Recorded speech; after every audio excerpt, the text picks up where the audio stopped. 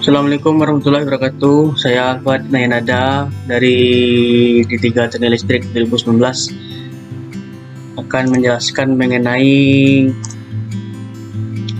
grounding sistem penangkal petir. Pertama kita pengertian grounding system. Grounding system atau grounding penangkal petir adalah suatu perangkat instalasi yang berfungsi untuk melepaskan arus petir ke dalam bumi. Salah satu kegunaannya untuk melepas muatan arus petir ke tanah. Standar kelayakan grounding atau pembumian harus bisa memiliki nilai tahanan sebaran resistansi maksimal 5 ohm.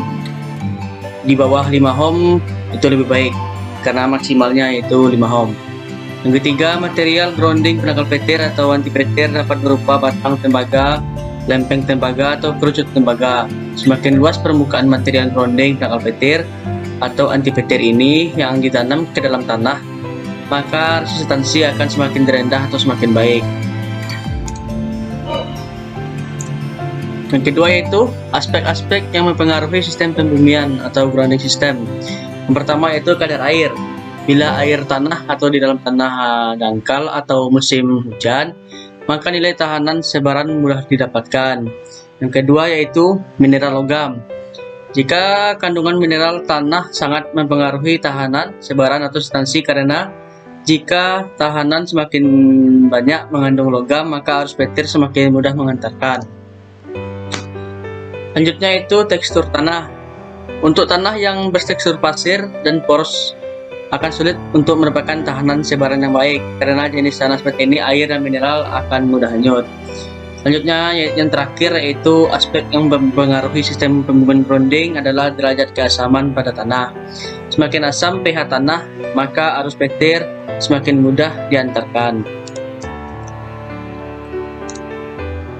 Inilah gambar aspek-aspek yang mempengaruhi jenis tanah terhadap grounding. Semakin padat atau besar tanah teksturnya, maka tahanan jenis tanahnya akan semakin besar pula, dan kedalaman elektroda tanah akan semakin dalam.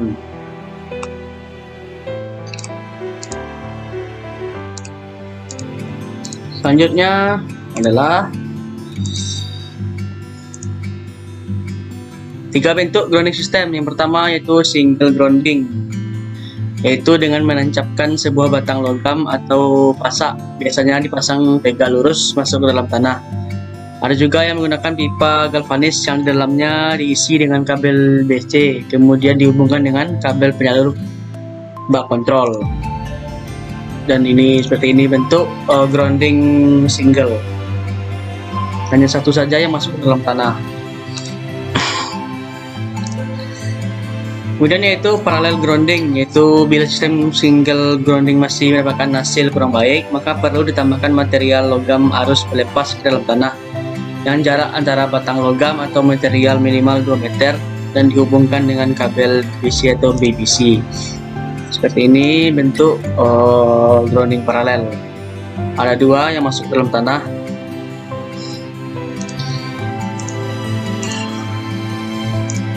Yang terakhir yaitu maksimum grounding, yaitu dengan memasukkan bahan grounding penangkal petir dalam bentuk lembaran tembaga yang diikat oleh kabel BC, serta dengan memasukkan larutan bentonit pada titik grounding penangkal petir tersebut. Hal ini dengan tujuan untuk meningkatkan serta menjaga kualitas resistansi grounding. Biasanya material ini digunakan pada daerah tekstur tanahnya keras atau berbatu.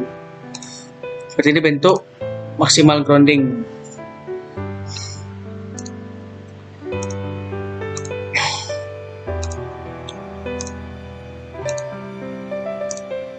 Selanjutnya yaitu radius penangkal petir.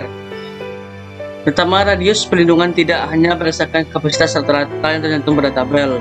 Radius perlindungan sebuah terminal unit penangkal petir elektrostatis juga sangat tergantung pada posisi penempatannya dari atas bangunan. Yang kedua, semakin tinggi letak posisi terminal petir, maka akan menghasilkan jarak perlindungan yang semakin besar. Selain itu, ada teori penunjang lain yang menyebutkan bahwasannya intensitas petir atau curah petir tahunan di sebuah wilayah juga bisa mempengaruhi radius proteksi terminal unit penangkal petir.